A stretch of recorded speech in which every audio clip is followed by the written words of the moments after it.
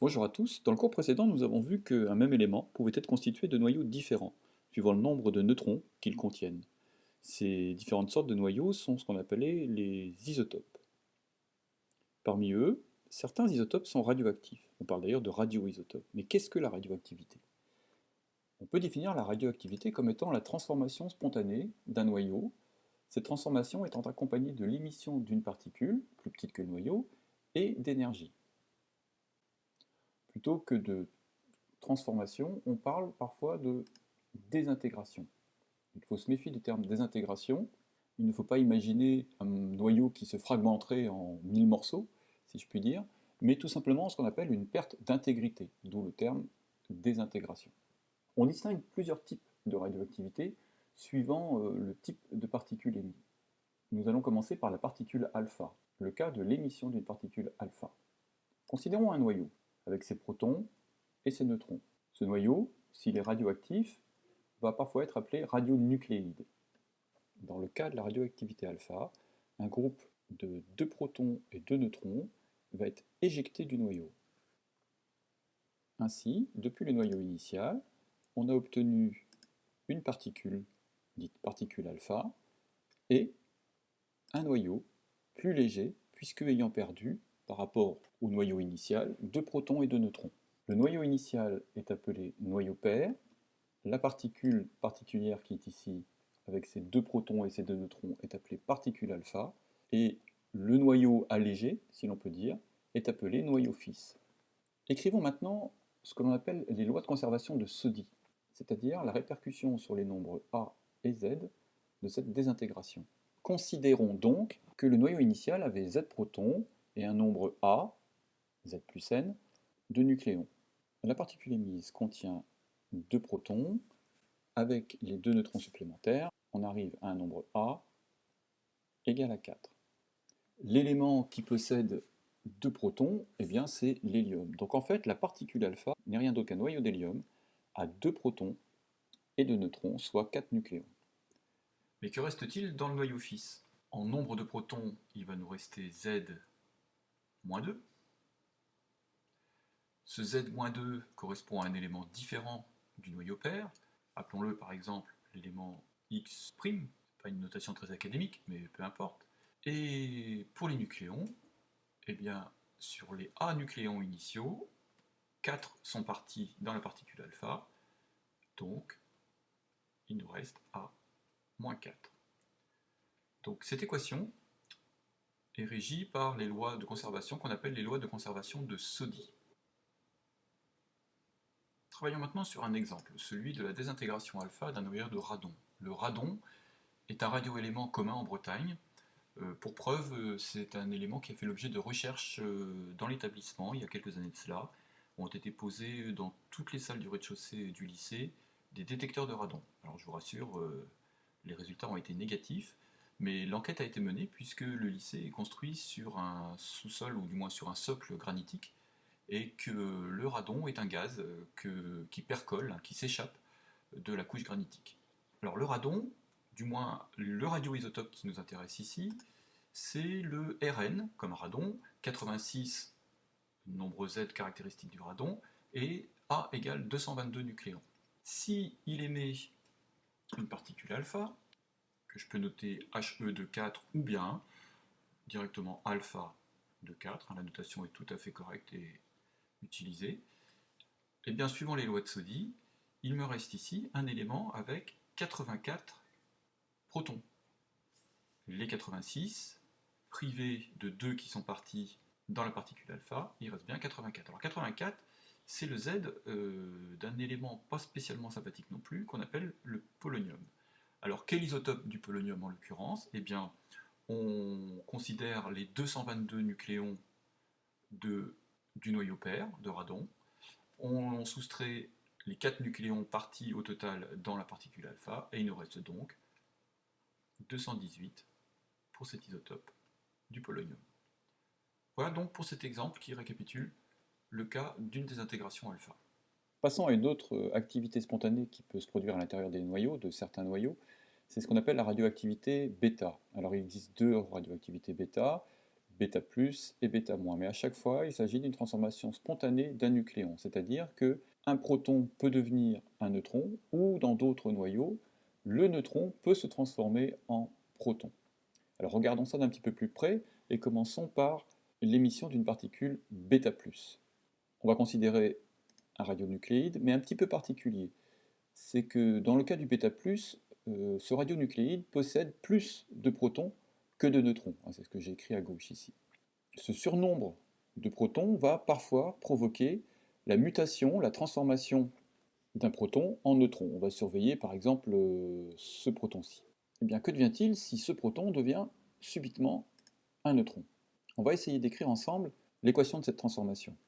Donc au départ, on a un proton. Alors le proton, on va le noter avec un petit p. Alors on va réfléchir. Dans un proton, il y a un proton. D'accord? C'est une évidence. Donc on peut écrire Z égale 1. Mais il n'y a pas de neutron. Donc dans le nombre de nucléons liés à un proton, il n'y a en fait là aussi que A égale 1, qui correspond au proton. Et on est en train de nous dire que ce proton est capable de muter et de devenir un neutron. Alors qu'est-ce que c'est qu'un neutron avec la notation ZA? Eh bien, il n'y a pas de proton dans un neutron, donc ici on va écrire 0. Mais dans un neutron, le nombre A, eh bien c'est un neutron. Donc le neutron peut s'écrire comme ceci. Équilibrons l'équation avec les règles de conservation de Soddy. Eh bien pour le Z, on se rend compte qu'ici, il faut arriver à 1 pour avoir 0 plus 1 qui donne 1. Et ici, bien sûr, on arrive à 0. Hop là, ça c'est bizarre. Quelle est donc cette particule qui ne contient ni proton ni neutron, A égale 0, mais qui semblerait s'apparenter tout de même au proton, du moins du point de vue de sa charge? Eh bien effectivement, le proton est positif, et tout comme le proton positif, cette particule étrange qui vient d'apparaître est ce qu'on va appeler un positon. Le positon est en quelque sorte l'antiparticule de l'électron. C'est aussi petit qu'un électron, mais avec une différence majeure, sa charge est la charge élémentaire positive. En fait, on pourrait croire que l'équation est ainsi écrite est équilibrée, ça n'est pas tout à fait vrai. Lors de l'analyse cinétique de la réaction, on s'est rendu compte qu'il manquait une petite partie d'énergie. Et en fait, a été émise l'hypothèse de l'existence, hypothèse vérifiée depuis, de l'existence d'une autre particule qu'on appelle le neutrino. Bon, le neutrino, on le laissera de côté. Ce qu'on retiendra, nous, ici, c'est l'apparition, l'émission du positon lors de la transformation du proton en neutron. Avouez que cette équation, elle a de la gueule, hein, et si votre petite sœur vient vous casser les pieds en disant qu'en quatrième, elle a commencé les équations, eh bien vous pourrez toujours lui renvoyer celle-là. Ouais, bon, d'accord, j'admets. Ce qu'on vient de faire là, c'est pas au programme. On va oublier, du moins pas tout, on va quand même garder le fait que la mutation du proton en neutron s'accompagne de l'émission d'un positon. Donc je repars avec mon noyau et son surnombre de protons. Ce noyau, ça sera mon noyau pair. La désintégration β+ fournit donc une particule qu'on appelle particule β+, ou bien positon, ou bien positron. Et le noyau transformé, avec ce petit proton-là qui a muté en neutron, eh bien on va l'appeler le noyau fils. Alors, rien de vaut un exemple. Prenons la désintégration β+ d'un noyau d'oxygène 15.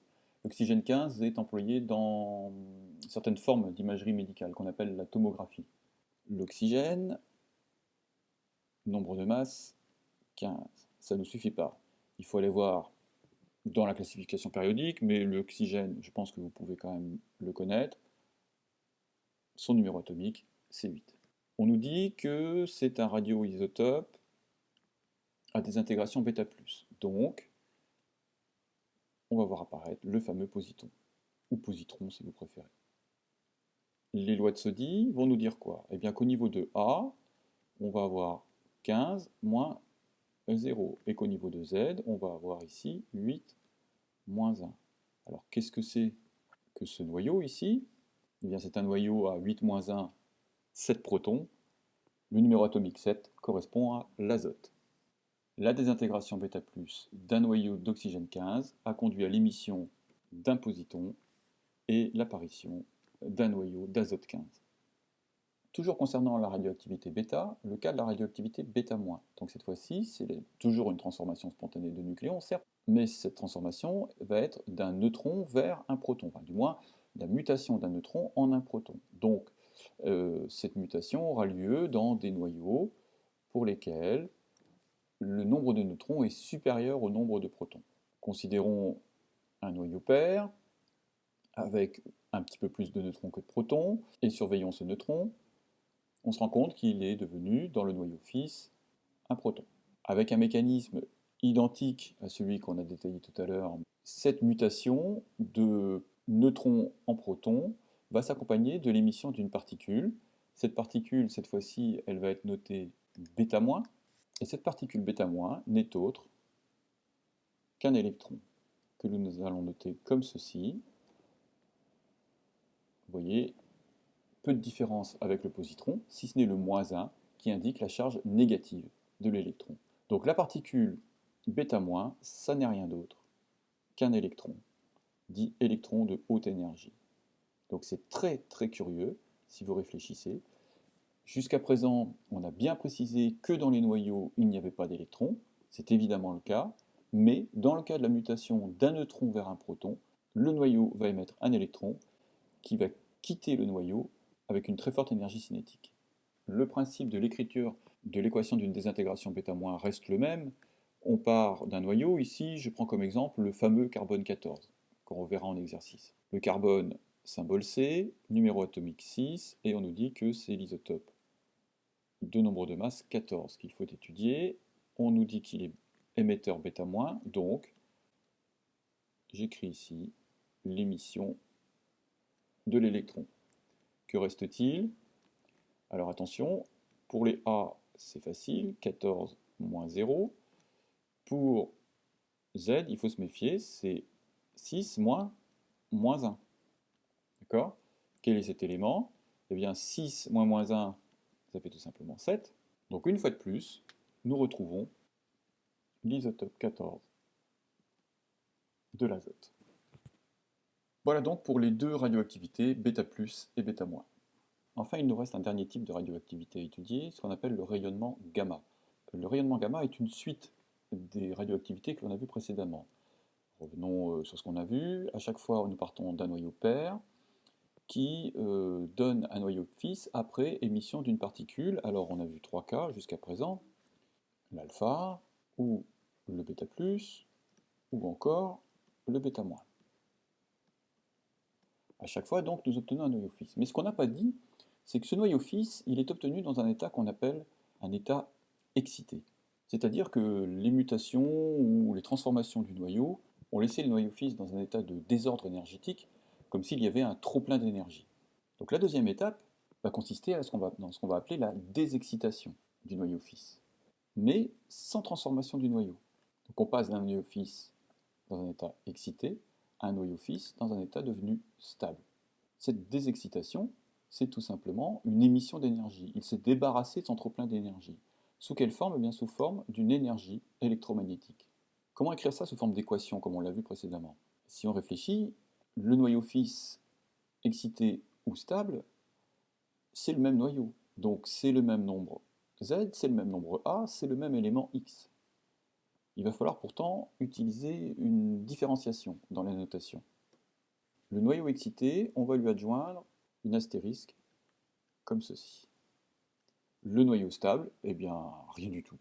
Reste maintenant la notation de cette énergie. On peut dire que c'est une particule qui porte cette énergie, gamma, mais comme c'est le même Z de part et d'autre, bah ici forcément c'est 0. Et comme c'est le même A, ici c'est 0 aussi. Donc cette étrange particule ne possède pas de masse, nombre de masse 0, et ne possède pas de charge électrique. En fait, cette particule, c'est un photon gamma. Voilà pour une courte présentation des trois types de radioactivité, alpha, β+, et β-, et finalement gamma.